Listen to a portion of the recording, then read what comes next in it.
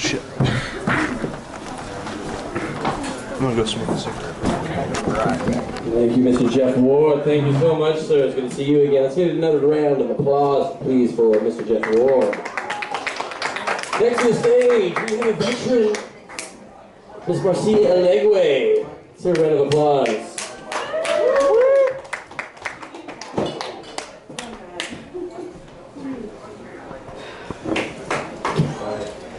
Thank you for that. We're late.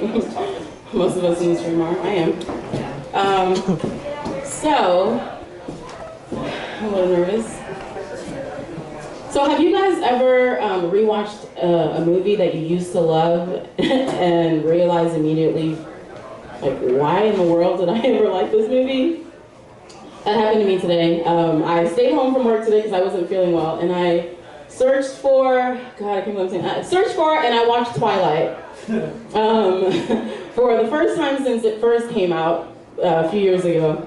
And I'm looking back at it now and like I realized none of it really makes sense. Like the writing is terrible. Like there's a scene in particular where Bella cuts her arm and all the vampires freak out because they smell blood. I'm just like, it's a paper cut. So I started thinking back and I was like, all these vampires go to high school with a bunch of teenagers. Are we just gonna pretend like nobody in there has periods? Like, what? Like, in my opinion, that would have made the story so much better, you know? Twilight, eliminating PMS one teenage girl at a time. Sorry, that actually wasn't part of my act. I actually saw that movie today. But, moving on. Hi, guys, my name's Marcia. So earlier, I'm not gonna say any names, David, but somebody came up to me and was like, I hope you're not, I'm just kidding, it was Manny. Manny said this to me. I wasn't gonna call you out, but you're right here. But he was like, I hope you're not gonna talk about Trump tonight. And you know, I'm not, because I don't have any Trump jokes. But I asked why not, and he was like, well, Trump's getting old, you know? Challenge accepted.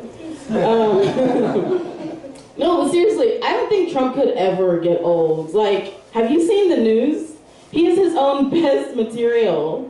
Like, every time I think I have a good Trump joke and I get excited to try it out, all I have to do is turn on the TV, and it's almost like he's like, really, Marcia? Here, Sean Spicer, hold my beer. And he just does something, like, completely ridiculous. Like, he's original every single day. So, I'm not going to talk about Donald Trump.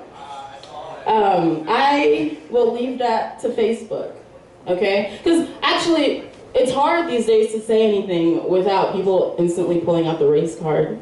Like every time I say something not so positive about Donald Trump, everyone like automatically labels me a racist because he's white and I'm a Republican. But like that's a fair assumption in Texas. But I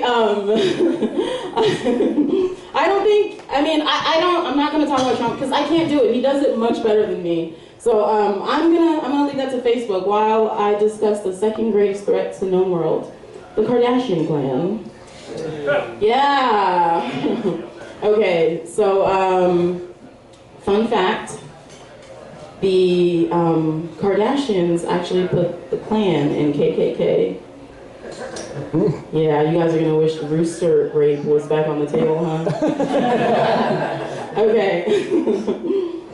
So not like in the oppressive white robe thing, like, because that would do nothing for their figures, like, these girls are gorgeous. But more like, you know, because the KKK is rebranding themselves these days. I don't know if you guys have noticed, but there's like a millennial KKK agenda going around.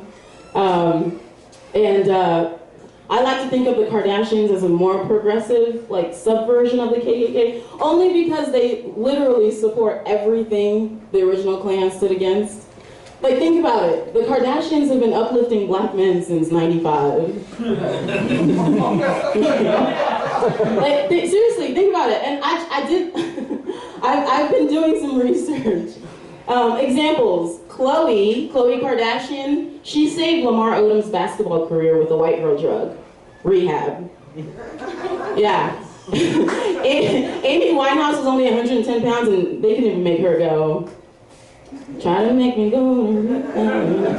All right, who else? Kim, oh my God, God bless her heart. She's done so much for our community. Kim jump-started Ray J's career with that sex tape. And obviously it was a failed attempt because most people don't know who Ray J is. But, and honestly, I wrote that joke and I didn't even bother looking up his real name. But yeah, so she moved on, but it was the effort that counted. There was Reggie Bush and Kanye West. Like, people like Kanye now, thanks to Kim. And let's see, the Jenners are in on it. Kylie and Kendall, they're making their way around some rappers. In fact, a few years ago, after the rise in racial tensions, there weren't enough Kardashian girls to go around. So Bruce Jenner became Caitlyn. It's a family mission. Where's Kevin with that rooster rape?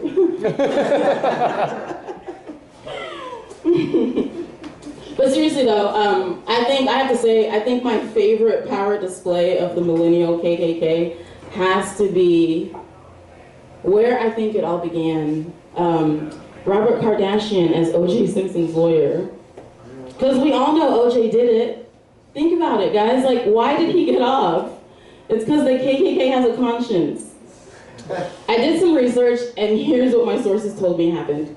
So, the KKK members are sitting in a board meeting, just like going over, like brainstorming ideas to improve their PR, and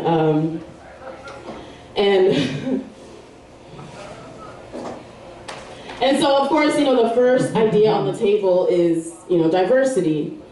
I have to imagine like the group back then was probably as diverse as like, I don't know, snowflakes in a cup of milk inside a bucket of white paint in the middle of Utah somewhere.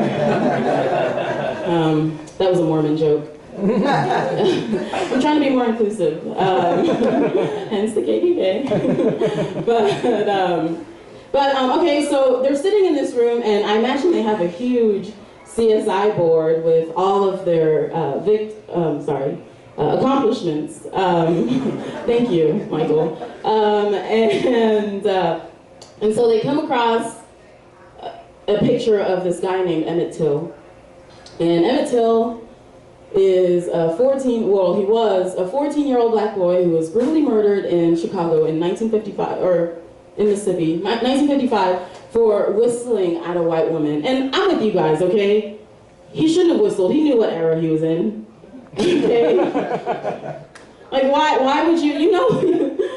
Better yet, if he had just announced what he was gonna do, I'm sure he'd still be alive. Like, you know, just use your words next time, Emmett. But these guys are sitting in this room, and they realize, oh, it's only relevant because the lady actually recanted her story, and it was false. It was a false accusation. But they started thinking, and they were like, man, that was kind of wrong. We need to make up for that. And so that's when the idea of a more progressive Klan came along, and so they came up with the Clueless Kardashian Klan. It's a working title. It's like, you know, less Klan, no Klux, but still. Anyway, so let me see, make sure I don't miss any points, but they came up with this idea of the progressive KKK, and I think the Kardashians were only made famous to undo some of these wrongdoings by the KKK. And if that's not true, then I don't know how else we'd explain their purpose on this earth. But the Kardashians, they've been really helping out with the KKK, millennial KKK agenda. So the O.J. Simpson trial was really the KKK throwing black people a bone. They were just like, we got Emmett, y'all can have Nicole, it's fine. Like you think Kim really wanted to make a sex tape with this no-name Ray J? Of course not, but she had to. Like, if you look at the original posting of that video, it's actually signed R.I.P. Emmett Till. That sex tape, like, it's hard to find the original now, I searched. But yeah, so really, the next time you see a Kardashian with a new lip or a butt injection, just take a moment and appreciate their selfless act for America. they're not vain people. They're doing it for all the athletes and the rappers. And you know what? Every time a Kardashian swallows, she spits one out for the homies. And if that's not worthy of redemption, I don't know what is. So hug a KKK member, because they're really trying to be more progressive, and they're rebranding themselves, is my point. Anyway, yeah. I'm sorry, I can't say this straight face. So, like I said, I'm not going to talk about Donald Trump, but I'm not. But I will say, since the Trump administration, work voices are slowly making their way back into the corporate world. Now, I know, like, okay, so when Obama was in office, some people got way too comfortable. But I'm sure everyone has, like, all the races have their own, I don't know, definition or form of work voices. But if you work with a black person who speaks like this at work, you best believe they ain't talking like this when they get home. But we have to do this. Like, you know, like as soon as I clock out, I start leaving letters off of words and omitting, like omitting words. Like, what you mean? You know, like I could have at least said, what do you mean? But do in that sentence unnecessary. Like when you talk like that, people think you're uneducated, but we're just conserving energy. Like I can't talk like that at work, you know, like in this day and age, like I would risk getting deported to like Africa or I don't know, prison, or I don't know where they're sending black people these days. Chicago? Anyway. But I did, another thing I noticed too, outside of the work voices was I went to these work meetings, and I noticed like white people, a bunch of white guys in suits would see me, and instead of just saying hello like regular people, they would do head nods and like try to dap me up, and, and so you know it's not just black people who were bummed out. Like that cool guy from The Office who just always happens to be listening to Jay-Z when you get in his car. Like, he's pretty sad, too. Because he was so close to the nickname J-Rock, but now it's back to Jeffrey again. Like, sorry, dude. And it's not just him, either. Like, you guys were so close to getting what you really, really wanted. Like, let's say, I don't know, if we had elected Hillary, maybe I would have given you guys your deepest, darkest desires. That's right, white people. Y'all were 2 swing states away from getting to run your fingers through my hair. But you blew it. You blew it. So, now it's back to swerving and dodging fingers. Come to think of it, I don't know if I would want you guys that comfortable. I actually remember when Obama got elected the first time, I was a senior in high school. And the next day, I went into school and the cafeteria was serving watermelon cups, which I thought was a surprise because I've been there 4 years and I didn't even know this was an option. They were like, it wasn't. But like all the white guys came in talking jive. But really I think that's because they like switched all the water fountains to like purple Kool-Aids. But that was gonna happen eventually. But yeah, I need to get out more. I started traveling because first off, the purple Kool-Aid fountain, that's something I'd never heard of, and if that's real, I wonder what else is out there that I've never heard of. But my favorite trip I've ever been on is Colorado. By far my favorite. So much fun. I had a lot of fun there. I barely remember it, but I had a lot of fun there because you know they like recently legalized being black, right? I'm just kidding, I'm kidding. I think it's still a felony in most states, so. I'd be careful if I were you. Actually, I think it's one of the pre-existing conditions of the new healthcare bill. So, rooster rate, where you at? Damn it. I also went to Boston. I went to Boston for work. That was fun. Actually, my cab driver, I thought it was pretty funny. He was hitting on me the whole time, and I was like, yeah, I could save a cab fare, so I flirted back. Yeah, at the end of this ride, he asked me out. Like, it was so weird because he was just like, ma'am, he's so crazy. Yeah, that is 1536. So what you doing later tonight? I was like, did this guy just charge me full price and then ask me to dinner? Like, I flashed you. That could have been at least 10% off. Like, what? A waste of a titty. So anyway, I go into this conference, and it was a work conference, and it was crazy because I'd never seen anything like it. I walk in, first thing I notice is that, like, I am one of, like, 5 black people. I mean, it was a huge conference. And I walk in the room, and we immediately just, like, spot each other out, because, like, we can tell. Gave each other that head nod, but it wasn't like a normal head nod. Like, what you guys see as just a head nod, it's really strategic and very well thought out. Like, we gave each other the head nod, and immediately we all knew that meant, you can't sit together, can't sit too far apart, because they're gonna think, like, there's something going on here, right? So you gotta make it look inconspicuous and just, anyway, so we, like, spread out, anyway, this thing was just, like, so crazy. I started calling everybody by their credit score. Like the guys I was sitting around, I was just like, how you doing, Mr. 870? Is that even a real score? It shows you. I'm at like 3 something.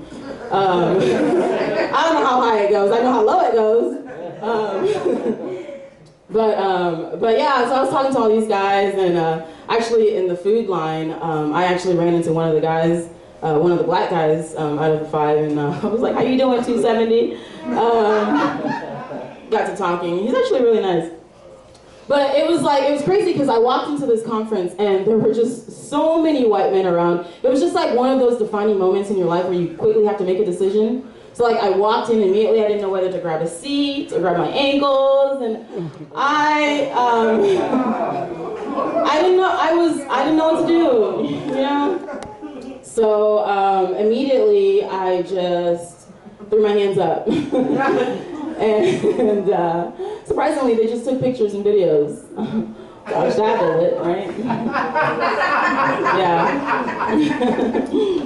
Yeah. So it's crazy how they say like history repeats itself. I found out recently, like my mom has been.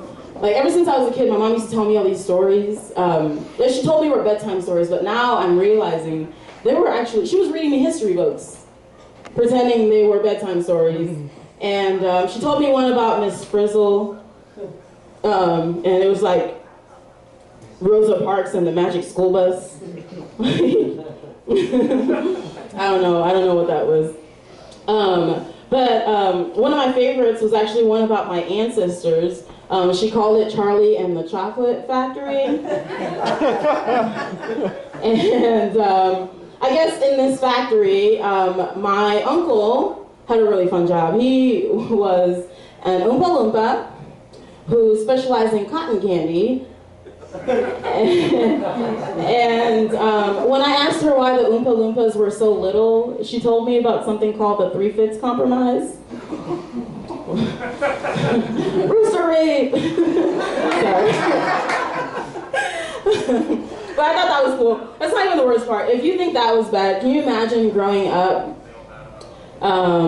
thinking that, like my mom gave me a coloring book from the Civil Rights era.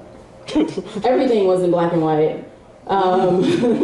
Like, you can imagine my surprise when she was just like, everyone in your book are already colored people. It's just like, that's supposed to be a coloring book, but it didn't make any sense to me. What was even worse was that, she always tried to show me off to her friends, and You've never lived a life until you've had to recite your Negro ABCs to your family. Like, I walked into kindergarten thinking A is for abolition. Like, where is everyone getting apple? Where is everyone getting apple from? Anyway, I think my light come on. Okay, lights on. All right, guys. So that's my time, and I should have talked about your story.